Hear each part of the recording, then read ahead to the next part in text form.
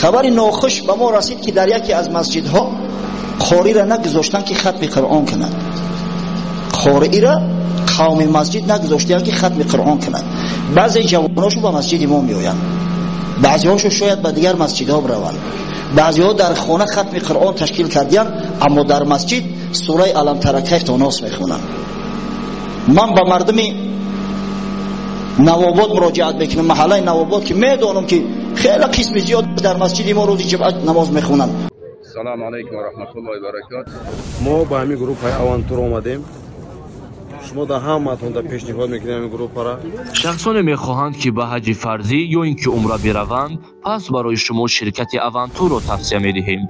خوبی این شرکت در این است که راهبرداران با زبان تاجیکی گپ میزنند. از همین سبب بسیاری تاجیکان سالهاست با همین شرکت حج میکنند. مشتریان را با تمام شرط و شرایط و اینچنین مهمانخانه‌های زمانوی که نزدیکی عبادتگاه است تأمین میکنند. جایهای تاریخی، سیاحت با راحت و اینچنین شرط و اصولهای حج را برای شما با زبان تاجیکی میفهمانند. معلومات بیشتر بر رقم‌های روی اکران بوده تماس بگیرید. برای شفا و تبابت دردهای شما شرکت داروهای گیاهی پیشنهاد میکند. سمیوون برای آنهایی که لاغر هستند و میخواهند وزن بگیرند. ام پلوس اپیمدیوم گردش خون را خوب نموده برای همخوابگی نیرو میبخشد. ملحمی پیگمنتا برای بیماری های پسریاز و سفیدشوی پوست. بینداکس برای ریزانیدن کرم های معده و روده. میناکسیدیل برای سبزانیدن موی سر و ریش. کرم فریک برای دراز نمودن مهلت همخوابگی. روغن خیلبی برای ریزانیدن سنگ های گرده و تبابت آن. فاتزارب برای کم کردن وزن زیادتی. دسترس نمودن داروها به تمام شهرهای روسیه و جمهوری تاجیکستان به طور رایگان عملی می شود. به یک بنده مسلمان در همین ماه شریف رمضان یا در غیر آن یک رهایی عطا میکند، او را از مشقت خلاص میکند.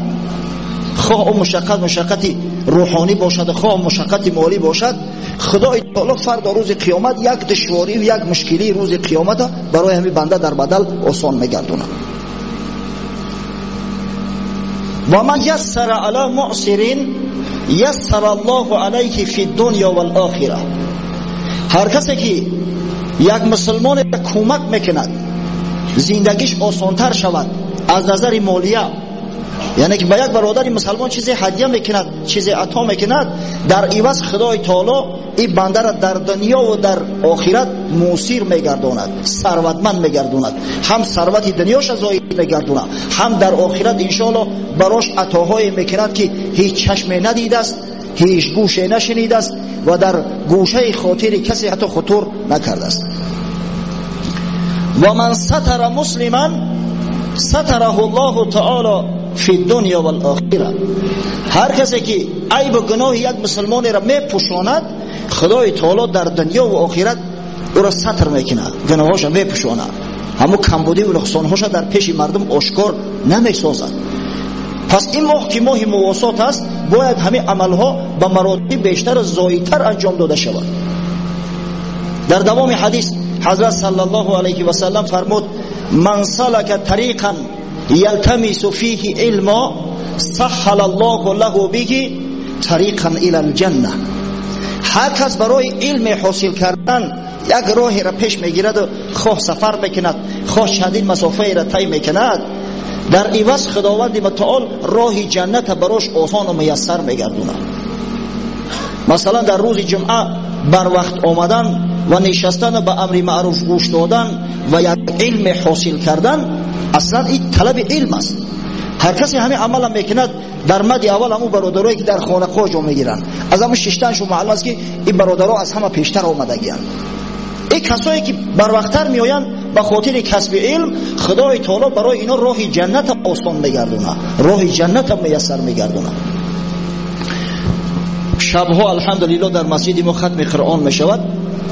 یک شب برادر به ما مراجعت کردن، گفتن ما از جای میاییم که مسجد است، الحمدلله ختم قرآن است، امر معروف است، از همه خاطر ملا امامون طعنه موزد که نماز شما قبول نمی شود، زیرا شما از پیش مسجد گذشته و به دیگر مسجد می روید. همین چی است؟ آیا نماز ما قبول نمی شود؟ و در جواب گفتم که هر کجا که شخص علم بیشتر حاصل میکند، هر کجا که فایده و منفعت بیشتر دارد، مرد مسلمان باید کوشش کند که به همون جا رود. بعضی واعظایی هست که صحبت شروع میکنه نمیفهمی که چی بد کرده است، بعد در آخرش میگه و آخر دعوانا الحمدلله رب العالمین. بعضی برادران میگه که همین صحبتی نیم ساعته و یک ساعتش همین قدر فهمیدیم و آخر دعوانا الحمدلله رب العالمین. زمرد و گیاه سبز اگرچه یک رنگند، ولی از این بنگیندان برند از اون بجوال. رنگ زمرد هم سبز است، رنگ علف هم سبز است. زمرد در نگیندان چلا میگذارند زینتش میتن یا در گوشوار، اما علف در خلطه میکشن ببرند. اگرچه دال چه زال است در کتابت، لیک به 696 کم است دال است. همه دال و زال در نوشتن فقط به یک نقطه فرق میکنن. زال یک نقطه در بلوش داره، اما در حساب ابجد بزنینش زال 700 است، دال 4 696 تا فرق میکنه. موعظه از موعظه فرق داره. هر جایی که صحبت مفید باشه، هر جایی که علم بیشتر حاصل شود، شخص مسلمان باید به همونجا سعی تلاش کنه و بروه. برای کی مکروه است که مسجد ترک کنه و دیگر مسجد بروه؟ برای شخصی که متصدی مسجد هستند، امام مسجد است، مؤذن مسجد است، شخصی که جماعت تکیه به همون شخص میکنه، برای آن یا ترک کردن مسجدشون و دیگر مسجد رفتن مکروه است. برای دیگران هر جایی که فایده و منفعت بیشتر حاصل شود باید همونجا میل داشته باشند. بعدم پیامبر صلی الله علیه و سلم فرمود در همین حدیثی که امام مسلم روایت کرده است: و مجتمع قوم فی بیت من بیوت الله یتلون کتاب الله و یتدارسونه بینهم الا نزلت علیهم السکینه و غشیتهم الرحمه و حفتهم الملائکه و ذکرهم الله تعالی فی من عنده. هر گروهی که در خانه از خانه های خدا، یعنی در مسجد از مساجد جمع میآیند و قرآن تلاوت میکنند و قرآن درس میگویند، بعضی ها میخوانند و دیگران میشنوند، یعنی ختم قرآن واقع میشود، خداوند متعال بالای این قوم سکینه نازل میکنه، قلبش آرام میشود، راحت میکنن. ببینید تا ساعت 11 و 11 نیم ختم قرآن گوش میکنن، به جای آن که مانده شوند یک سکینه خدای تعالی در قلبشو عطا میکنه که بال و پر کشاده و شادان و خشنود به خونه هاشو برده میروند، یک لذت روحانی حاصل میکنن، زیرا خداوند سکینه در قلبشو انداخت، بالاشو سکینه نازل کرد و پرده های رحمت قطعی پوشاندن شد و ملائکه ها اطرافشون احاطه کردن. شما میدونه که جای ختم قرآن برو و قرائت قرآن شود ملائکه ها جمع شوند. حضرت اسید ابن حضیر صحابی پیغمبر روایت میکند که یک شب قرآن میخوندم در نماز، دیدم یک ابر پیدا شد در گرمی تابستان که شاید در گرمی تابستان اصلا ابر نیاید در صحرای حجاز، یک ابر پیدا شد، ابر بسیار جفت زیچ، ابر سفید بالا ما پوشان. وقتی که میگن از نماز سلام دادم سر ما برداشتم ابر نیست، حیران شدم که این ابر کجا رفته باشه در این آسمانی که شد. وقتی از پیامبر صلی الله علیه و سلم سوال کردم، گفت یا اسید او صف شماره ملائکه ها بود، از بس که بسیار زیچ بودن به خاطر گوش دادن قرآن تو آمده بودن، در چشم تو و در نظر تو مثل ابر تافتند. این است فضیلت قرآن، این است مهربانی پروردگار. و حفتهم الملائکه، جایی که ختم قرآن می شود اطراف او قوم رو ملائکه ها احاطه میکنند. و ذکرهم الله تعالی فی من عنده، و از همه بالاتر و بالاتر، از همه بهتر و خوبتر خداوند متعال در نزد ملائکه مقرب خویش با این بنده ها افتخار میکنن که بنده های مرا ببینه قرآن مرا ختم میکنن، اگر چنده که روز تا شام روزدار بدن مانده شدگیان، اگر چنده که شب خیلی دیر شده است، در فصل تابستان شبها کوتاه هستند، اگر چنده که باز صبح لازم است که از خواب برخیزند و نماز بامدادشون بخونند، اگر چنده که قبل از دمیدن صبح صادق به خاطر خوردن استری خرک سحور که سنت پیشواشان محمد صلی الله علیه و سلم است، از خواب میخیزن، اما ببینید که با یک محبت، با یک میل، با یک رغبت کلام ما را گوش میکنن و در نماز ختم قرآن میگذرانند. این است مرتبه و منزلت ختم قرآن. یک خبر بسیار ناگوار به گوشم رسید در محله نواباد.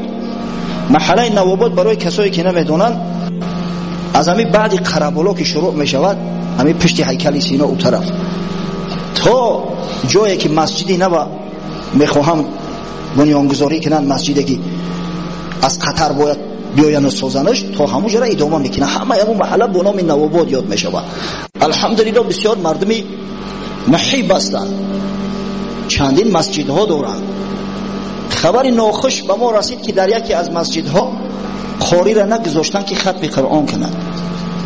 قاری را قوم مسجد نگذاشتن که ختم قرآن کنند. بعضی جواناشو به مسجد ما میآیند، بعضی هاشو شاید به دیگر مسجدها بروند، بعضی ها در خانه ختم قرآن تشکیل کردیان، اما در مسجد سوره الم تر کیف تا ناس میخونن. من به مردمی نواباد مراجعت میکنم، محله نواباد که میدونم که خیلی قسم زیاد در مسجد ما روزی جمعه نماز میخونن، از خدا نمیترسه. اما کسایی که مانع ختم قرآن شده، فردا روز قیامت اگر این قرآن بزرگ در حضور پروردگار حق طلب کنه، ده همچه خصم برزی تو بشینه چیکار میکنه؟ رو تان سیاه نام تان گم میشه. وای به حال تو، وای به حال تو که قرآن صفت پروردگار در پیش پروردگار شکایت کرد که یا الله بزرگ، مردم همه محله مرا نگذاشتن که در مسجد ختم گذرانده شود. از خدا شرم نمیدارید؟ ما با کی تقلید میکنیم؟ این مردم ما دعوا نمیکنیم که امتی محمد صلی الله علیه و سلم هستیم. آقا برای کسایی که نمیدونن، من باز دوباره دیگه تکرار میکنم، پیشوای ما محمد صلی الله علیه و سلم اگر چند شبانه روزی همیشه به تلاوت قرآن مشغول بود، در ماه شریف رمضان خاصتا یک بار قرآن در نزد حضرت جبریل میگذرون. در آخرین رمضان حیاتش 2 بار گذرون قرآن در مسجد هنگام اعتکاف شدن. سبحان الله. ما مگر دعوا نمیکنیم که ما پیروی امام اعظم ابو حنیفه هستیم، مقلد مذهب او هستیم. برای کسایی که تا هنوز نمیدونن، برای همون جاهلا، من از منبر پیغمبر صلی الله علیه و سلم اظهار میکنم حضرت امام اعظم ابو حنیفه چنان که در مناقبش ذکر گشته است، در ماه شریف رمضان 61 ختم قرآن میکرد. از خدا شرم نمیداره؟ یک ختم روز میکرد، یک ختم شب میکرد، یک ختم دیگر را در طول یک ماه همراه قوم هر روز 2 ختمی میکرد. بر ضمن در ختم قرآنی که در مسجد واقع میشد اشتراک میکرد. جمع الجمع در یک ماه 61 ختم میکرد. این مرگی پیروایی که غیرت یک ختم قرآن نداشته باشن. ترسم نرسی به کعبه ای اعرابی، که ره که تو میروی به ترکستان است. میترسم که به این عزمی به ثبات تو، به این به غیرتی تو هیچ وقت به کعبه نمیرسی، زیرا راه غلط اختیار کرده ای. تو رای کعبه قدی نرفتستی، رای ترکستان قدی رفتستی. دهه رحمت از رحمت خدا خودتون محروم کرده. در دهه رحمت از قرآنی که بزرگترین رحمت پروردگار برای امت از خدا محروم کرده. البته من میدونم که بعضی حاضر جوابا و بعضی جکاک ها هستن که ادعا میکنن که در کتاب ها نوشته شده است که اگر از علم تر کیف تا ناس بخونن نماز درست است و جایز است. در فتاوا اومده است، در فتاوا برادران بسیار گپا اومده است. حتی بزرگان میگن الفتاوا صحابا، این فتواها صحب و خطاش به نهایت زیاد است. در فتاوا نگفته است که اگر شما قاری قرآن داشته باشه قاری را منع کنه و از علم تر کیف تا ناس بخونه. در کدام فتاوا گفته شده است؟ در عصرهای پیش قاری قرآن کم بود، نادر بود، و در فتاوا برای آن که مردم در مخمسه نافتن، در مشکلی و مشقت نافتن، همون راهی آسانه که نشان دادن که اگر ختم قرآن کردن نمیتونه، اگر بالفرض قاری افتن نمیتونه، از علم تر کیف تا ناس یک کس بخونه میشود. از برای خدا در بعض فتاوا اومده است که تمام نمود اوکال و تمام نمود سیستم درسته روزه نمیشکنه. چه شما میگیره بعد گلوکوز میزنه سیستم ساعت تا شما کیف صفا کده میگرده. یا پرامیدال میزنه و بعد لذت برده ای سر تو بگیره دیگه نگشنگی احساس کردی ولی تشنگی میگرده. اگر چنده در فتوا نوشتگی مطلق با گفته است که تزریق امپول خواه در رگ باشه و خواه در زیر پوست باشه و خواه در گوشت باشه در کجای باشه کدام نمودش باشه درسته. در صورتی که آخی ما شما را خدا عقل داده است میدونیم که بعضی داروهای هستن که تغذیه هم اونو غذا هم مثل گلوکوز، اما کسایی که هیچ خوردن نمیتونن گلوکوزشو میزنن قوت میگیرن، همون طعامی صبح میخورن. خودتون احمق نکنید. از برای خدا افسوس که عمر میرود بیهوده. یا بزرگزورش اومده است میگه افسوس که عمر میرود بیهوده، هم لقمه حرام و هم نفس آلوده. فرموده اینا کرده زیاد است ولیک فریاد کرده های نافرموده. او فرموده هایی که از جانب خدا و پیغمبر است من انجامش ندادم بسیار است، اما من از همه بیشتر از او کرده های میترسم که نافرموده هست. قسم به خدا شرمنده میشه. شما معتقد کی هستی؟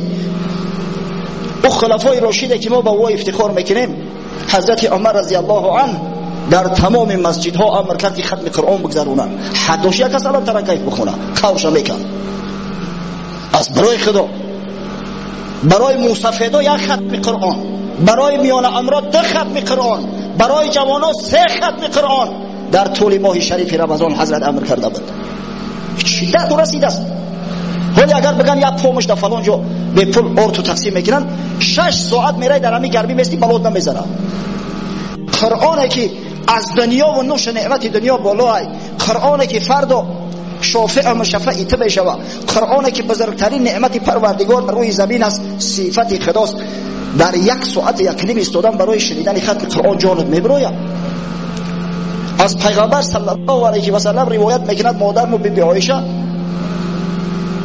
یک جوان را نصیحت میکنه لا تدع قیام اللیل، ای جوان میگه قیام شب ترک نکن، فإن رسول الله صلی الله علیه و سلم کان لا یدعه، زیرا که پیشوای تو، زیرا که حبیب خدا محمد صلی الله علیه و سلم قیام شب ترک نمیکرد، پاهای مبارکش حتی ورم میآورد. و کان اذا مرض صلی قاعدا، حتی وقتهایی که حضرت بیمار بود نشسته نماز میخوند. قدرت ایستادن نداری، قشی ایستادن نداری، بشینن که ختم قرآن بگذار. از برای خدا حیران میشم، والله بعضی رفتار و کردارا رو ببینم حیران میشم. شرم نداشته باشیم و فقط در پیش خدا چی جواب میگفته باشیم. خوری را بزنی ای مسجد پیش کنی و یا کسا بگذارونی که ای علم ترکیف توناس بخون تیستر خلاص شیم. تیستر خلاص میشه کدام قور میره خوب کنی تو صبر کن، پگاه میبری میبرن در لحد میتپند تا قیامت خواب میکنی. خواب راحتت بفوره قرآن گوش کن، انا با در لحد بستی خوابی عروسی خواب میکنی. نه که ای قرآن که گرفتی تا روز قیامت همون جملات کوبت میکنن خوب کنی نمیمونن، خوب ای سرت میمونن. سبحان الله سبحان الله. بعضی ها میگن که علم ترکیف آیه قرآن و سوره قرآن است. بله، لیکن عیب نیست که یک نهر کلانی آب رو با یک کوزه ما اکتفا کنیم. عید شرمندگی زیاد میشه.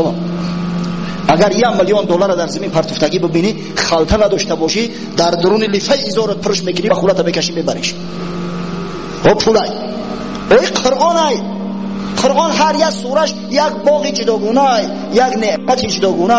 این از اون میلیون تریلیون ها بالاتره. تو شرم نمیداری که با قصار مفصل اکتفا میکنی. پیغمبر خدا صلی الله علیه و سلم فرمود اعطیت مکان التورات 7، در عوض کتاب تورات گفت خدای تعالی برای من 7 آیتی در راسترینه که بعد سوره فاتحه شروع میشوند عطا کرد. سوره بقره، سوره آل عمران، سوره نساء، سوره مائده، سوره انعام، سوره اعراف و سوره انفال. 7 سوره با نام 7 یاد میشود. همه را در عوض تورات داده است. و اعطیت مکان الزبور المئین، در عوض کتاب زبور خدای تعالی بر من مئین یعنی که 11 سوره بعدی را داد. بعدی هفته با 11 سوره در روز دیگر میآید اونا را عطا کرده است. و اعطیت مکان الانجیل المثانی، در عوض انجیل، در بدل انجیل خدای تعالی برای من میگه مثانی را عطا کرد، یعنی 20 سوره که با بعد اون میره. چند تا شده؟ 28 تا. 28 سوره در راسترین قرآن در بدل یعنی 3 کتاب اومده است. بعد حضرت گفت و فضلت بالمفصل، مفصل برام تفضیل کرد، هدیه زیادتیم داد. مفصل سوره های قرآن میگم که از 3 قسم عبارت است، یعنی ایام سوره 29 هم سر میشه این طرف. طوال مفصل هست، اوسط مفصل هست، قصار مفصل. همین مفصل با 3 حصه تقسیم میشه. طوال مفصل سوره های دراسترین که بعضی ها از یاسین گرفتنش، بعضی ها از محمد گرفتنش، بعضی ها از حجرات گرفتنش، بعضی ها از نجم گرفتنش، تا سوره بروج می آید. تا سوره بروج بعضی ها گفتن که تا سوره تکویر است. از سوره بروج به بعد اوساط مفصل، میانه مفصل شروع می شود تا سوره بینه، تا لم یکن. بعد از لم یکن رضی او طرفش قصار مفصل است. ای بس قسم به خدا که نهری رحمت پروردگار ای پیش ما بگذره و ما با یک پیاله اکتفا کنیم. شرمندگی است. یک اعرابی در یک صحرا زندگی میکرده است همراه زن و فرزنداش. در صحرا باران در یک سال 1 بار یا 2 بار میباره. همون وقتی که باران میشیده است یک جا یک نووردان کرده است، یا نوشورا. آب باران به همون سرازیر میشیده است، در زیر همون نووردان یک چوکدو را بسته بده، آب در همون چوکدو جمع میشیده است. از بس که در صحراها آب شیرین نیست، آب شور و تمج است، آب تلخ است. این آب باران که شیرین است در دهن این اعرابی و اهل بیتش مثل آب جنت میتفت است. همین قدر شیرینه گوارو، لذت میبردن از آب. یک روز زن اعرابی شکایت میکنه پیش شوهرش که آخی خدا جان تا بگیره، به همه 2 شتر و 2 بز اکتفا میکنه میگردی. مردم صاحب چیزا هستن، صاحب رمه و گلوها هستن. آخی من شنیدم که در بغداد یک پادشاه خوب شده است، بیمار داره که بغداد برای پیش همون پادشاه عرض سلام و پیام بری، خواهش کنی یگان چیز بتا آخی طرف مسلمانی برادر اسلامیش هستی، بیایم زندگی مون اصلاح کنیم، لااقل می خونه ها مون تعمیر کنیم. این مرد میگه ای زنی ابله دستی خوری چخیل پیش خلیفه برم، دستی خوری چخیل میره عیبه اوخی ای فلان جا اومدم تو دست در پتی بینی من شر میدارم. زنش نصیحتش کرد گفت همون آب بر، اخی توکلی ما به خدا، ما هم اند آب شورا میخریم، همون آب بر. خلیفه در حیاتش خیلی آب خوردگی نیست، خیلی آب شیرین و گوارا، آب جنتی ای خدا برای ما دو دستش. این بیچاره هم چوکدو را دهنش محکم میکنه و راهی تو دور و درازی که بیابان طی کرده با عذاب و مشقت به شهر بغداد میآید. وارد شهر میگردد، نزد دروازه شهر میآید، در میکوبه، در بالا که میان میگه به خلیفه رسونه که یک اعرابی اومده است براش هدیه آوردم، یک آب آوردم که در حیاتش خوردگی نیست. اومدن گفتن یک اعرابی ادعا داره که یک آب جنتی آوردم براش. خلیفه گفت کو بدرو لیلاش آوردنش. بعد گفت یا خلیفه همین را از ما قبول که هدیه است، با سلام و پیغام اومدم. آوردن چوکدو را نزد خلیفه. وقتی که راست بنیش آورد آبی که 1 ماه و 2 ماه بیسته به سبب مکس، البته که بو میگیره، همون بو و تعفو در مشامش رسید. این خلیفه بسیار زیرک بود، ایزاش نداد، ایزای مؤمن حرام. گفت به به عجب آبی گوارای آوردی، ولی بخرمش حیف بشوه. خزینه دار فریاد کرد گفت بر این کوزه را خالی کن، در اون شپری طلا کن، آب بگیده یگان ظرف بد پنهان کن، هر وقتی که بیمار شده با بیاره با پخته در حلق مایمو بشکونه. ایرد گرفتن همون چوکدو شپری طلا کردن، سر پاش کرد، اسبش داد، هدیه های زیادش داد، خلعتی نو. بعد گفت که اکبت رخصت با کدام راه اومده بودی؟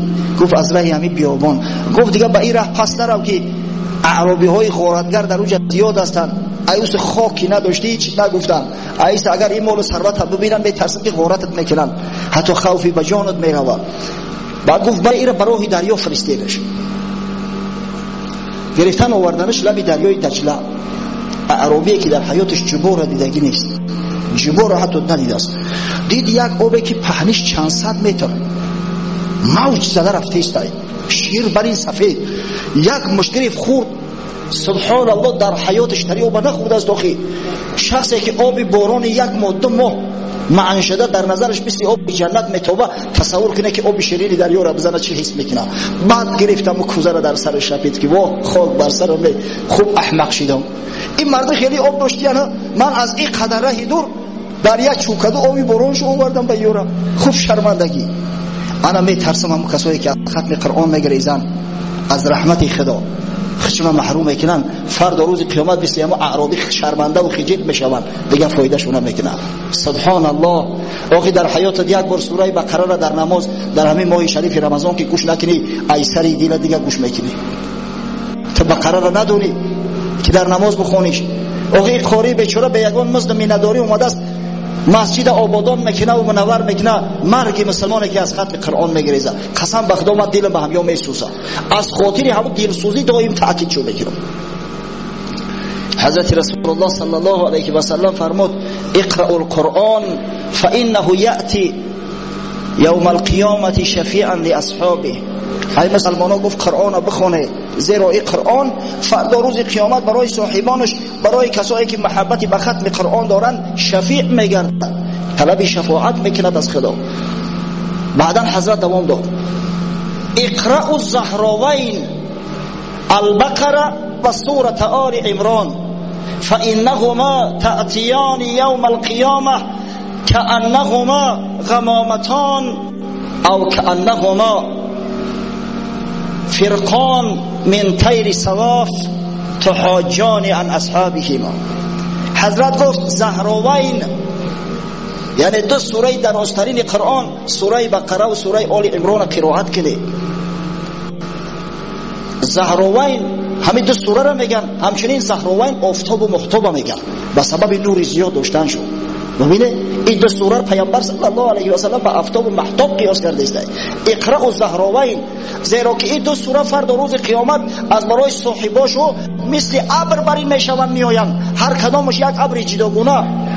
فردا روز قیامت در او گرمی تفسان آدم احتیاج به ذره سایه داره، یا سری بالای سری صاحباشو سایه اندازی میکنن.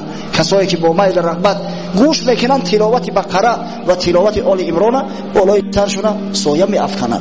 یا اینا میگن مثل دو توده پرندگان میآیند و حجت گزاری میکنن از جانب اصحابشو که پروردگار گناه همین بنده اکتب بخش، خداوند رحمتش کن. من گواهی میتم که این مرد در شب ما را گوش میکرد، به میل گوش میکرد، به محبت گوش میکرد.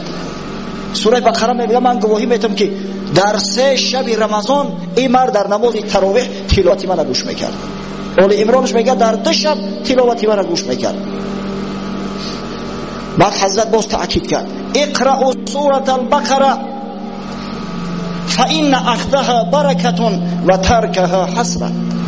سوره بقره را مسلمانان بخونه که سوره بقره را خواندن و گرفتنش برکت است، هم در عمر هم در حیات، و باقی گذاشتنش ترک کردنش حسرت ندامت است، پشیمان میشه. من یاد دارم چند سال قبل از این وقتی که در مسجد بار اول ختم قرآن را تشکیل کردیم بسیاری مردم گریخت. ولی هم باور کنی از ریش سفیدا به استثنای 12-15 نفر دیگرش فرار کرده است. اما الحمدلله و المنه خدای بزرگ این مسجد پر میکنه. از گوشه و کنار نمازگزارا میآیند، از گوشه و کنار جمهوری، حتی از دیگر ناحیه‌ها به مسجد ما میآیند که در ختم قرآن شرکت داشته باشند. و در صف اول یک چند ریش سفید میشیشتن جوان مردا. یکیش بابای شیخ خال محمد خدا رحمتش کنه. بابای شیخ در قید حیات نیست، از دنیا گذشت. همه آخران رمضان حیاتش به ختم قرآن گذرانده است. از ابتدای تلاوت تا انتهاش گریه میکرد. بابای شیخ سبزه قبرش چند بار شد که چند وجبی بالا شده است، با اثر خشک میگرده. شاید که الکی بدن پوسیده باشه، اما او قرآن مونس قبر شد تا روز قیامت.